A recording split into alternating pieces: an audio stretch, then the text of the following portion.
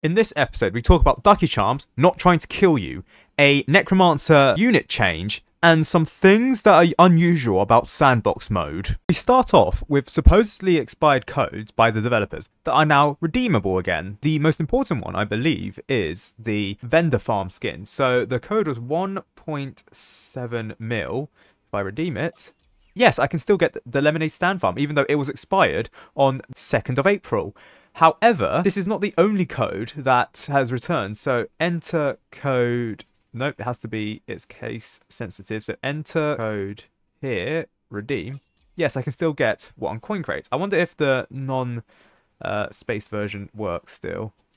No, okay, so one of them still doesn't work because that was a really old code for really old servers. But two of the original codes that have expired now do work. Now, if you're wondering why it's locked, it's because this count is English and it's under 18. Well, I haven't verified it to be over 18. So, I mean, yes, you can still get the coin crates through 101 Robux, but you can still get the coin crate code, which for some reason has been revived. I don't know why this code has been revived. I can sort of understand why the vendor farm code has been revived, because apparently it was revived back on the 19th of April, and Menton suspects that it's because the original code was made on the 19th of March, and it seems to be the case where the developers have decided that the current day causes it to expire or go back into service. So the 19th sort of seems like the day where the code is reactivated for the vendor farm, but then the 2nd of the month seems to deactivate it. Now, this seems outlandish in terms of a theory. However, this was the case previously with the cold front skins in the daily store,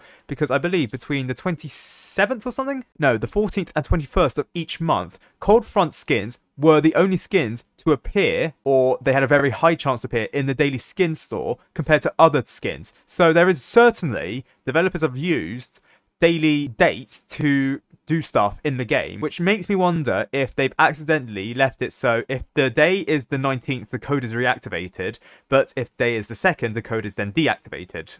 As for why the coin crate code is now available again, I can't actually explain that unless the developers for some reason updated the code system to be that of an older version. That is the only reason why I could think that's the case, that the enter code here for the coin crate is still available. In regards to the Necromancer for the Ducky skin, apparently the Executioner stock has gotten bigger. That's the Halo Guards. That's the Executioner skeleton. Yes, so the Halo Guard is bigger. Also, the Executioner skeleton seems to be bigger. The sword skeletons, they seem to be normal size. So it just seems like the Executioner skeleton has gotten bigger. I don't know about the Halo Guard skeletons. So the giant skeleton doesn't seem so giant anymore. Apparently, the size of the giant skeleton used to be quite massive, but now that's the size of the Executioner skeleton, while the giant skeleton isn't that massive. With that being said, though, there's an issue with the sword skeleton, I believe, or the skeleton knight, where it's with its eye stuff, where you can still collide with it.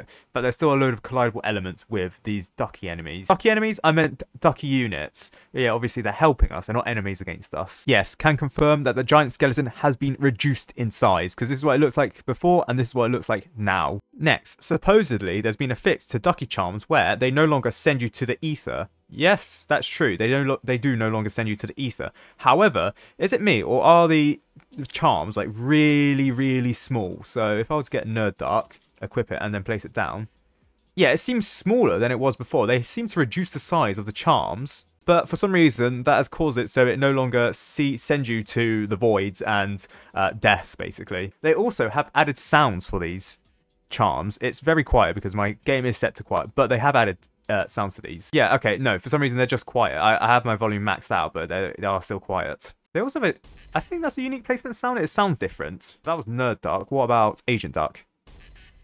Oh, it's the same sound. What about the bunny mech? It's the same, even though the bunny mech doesn't do the quack. It's a bunny. Okay, what about the biologist? It does the same thing. They've added a quack to the biologist when it doesn't quack. Just to check that Ducky Doom does the same thing. Yeah, and then I assume the Cool Duck does the same thing as well. Yeah. Why the developers have done it like that, they've added just a duck sound to all of the charms after being silent for so long, I don't know. Doubly doesn't make sense that the biologist and not even like the bunny mech should have the sounds. They should have something completely different. They should have like their own unique sounds. But hey, at least it doesn't send you to the Voidlands now. So apparently the Ducky Charms, even though to me they seem smaller, they actually aren't smaller. Additionally, the sounds were fixed when the Ducky Charms could actually vote now. However, because you were flung away massively, you couldn't actually hear the sounds, but they were added in that update, not in this update. Next, there's been some optimization updates, and I think the emotes now run at a lower frame rate than they did before, because they seem a lot slower now. It does mean I can go through the emote wheel much faster. Well, I still get stuck on 9 for some reason. Going from 9 to 10, and still getting stuck there, and then 12 to 1, but it does seem like the emote wheel is working somewhat better. For the most part, the Dream Feet doesn't seem like it slows down in animation, but Fireworks, Spooky, Wimbledon, Water the Plant seem to. Furthermore, Parrot Party has been re-added to the emote wheel. However, it's a broken emote. I'm clicking right now, you can't use it. So it seems like if you bought Parrot Party back in the day, I believe before the overhaul update, where the Parrot Party was in the game, you still have it, but it's a glitched emote, much like the Poison emote is here, where you can't select it and use it. Next, there's been a update. Well, I say update. It's more like a boss issue, where if you have a Frost Spirit logbook and you spawn it in, apparently they can't use their abilities anymore. Well, apparently, apart from just that one, because it spawns in with a stomp.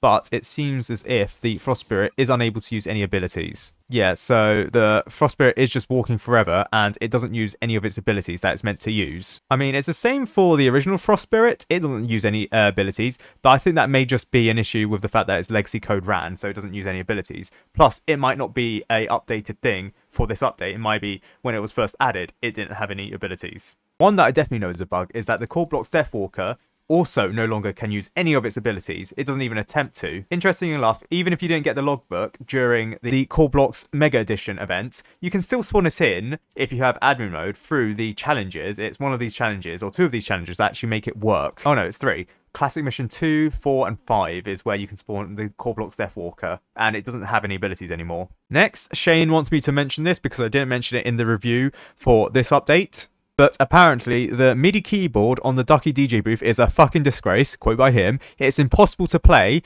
It has a single black key, 3 white keys, a triad in the completely wrong place. It misses the beginning of the scale and ends at another single black key. This is apparently what the MIDI keyboard looks like. So Shane wants his stuff to be in tip-top working order, although to be fair, the MIDI keyboard is actually quite detailed. But even I can see that, yes, it's missing a black key there. There should be a black key there. Now, I very much doubt that the developers were going for accuracy with this skin. It's just meant to look cool. However, okay, fine. A musician, a professional musician, as far as I'm aware, has complained about your skin below natural. Are you going to fix it? Probably not. Who cares? It's just a musician. I bet Enthorilus has something to say about that, though, given the fact that I do believe he made this music alongside with Focus, I think. Also, apparently, Kill Them is different in the game. If you play it, the initial song is actually different to the one seen on YouTube, and there are voices throughout the song that's heard. Next, there's an issue with the Biologist. Well, the Biologist and the Medic. You'd think, right, both with a medic degree, a medicine degree, or a biology degree, that they'll work interchangeably with each other. You know, the Medic and the Biologist. That's not true. No, for some reason, if a medic has a biologist in range, it will not cleanse any stuns at all, and the ability will just break. Now, obviously, the biologist is really not a tower that really needs medics. In fact, the biologist tower is like one of those few towers where you can't actually buff it through any means. I mean, sure, you can buff the range of it, but what is that going to do? Increase the range where the sunflower can lay to rest. That's not going to make any difference. Damage, it doesn't deal any damage. Fire rate, okay, sure. At the very start of the game, that might be effective towards the biologist. However, later on, when it can only spawn one sunflower per second, is that really struggling for a buff there? All you really need to do is just make sure that the spawns for each of these flowers are just spaced apart. Yeah, so it seems like the biologist has some weird interactions with towers, and also enemies, because they can also cause enemies to get stuck. But it also means that it can cause enemies to get stuck, including the Void Reaver, interestingly. Given that Hotspot and Infernal Abyss are now in the pool for the hardcore mode, it seems as if, with the biologist tower, it may be possible to beat the Void Reaver, and by extension, a lot of the hardcore mode enemies, and therefore mean that hardcore mode seems to be quite easy now. However, given the fact that there's no achievements for it anymore and you don't get a deluxe crate, I don't know how much of a flex it is. I mean, sure, it's an easy grind for gems, I guess, and triumphs in hardcore mode, but who's really doing that now? That and bragging rights. So if you want to beat Hotspot on hardcore mode, probably best to use the Biologist Tower. You can easily just disable the Void Reaver with just the Biologist. This is an OP tower. Sure, granted, there are other towers. There are other enemies, sorry, in hardcore mode. But from what I can tell, they can also get stunned. So the Vindicator, that's an annoying enemy. That can get stunned. The Molten Boss, we've established, can also get stunned.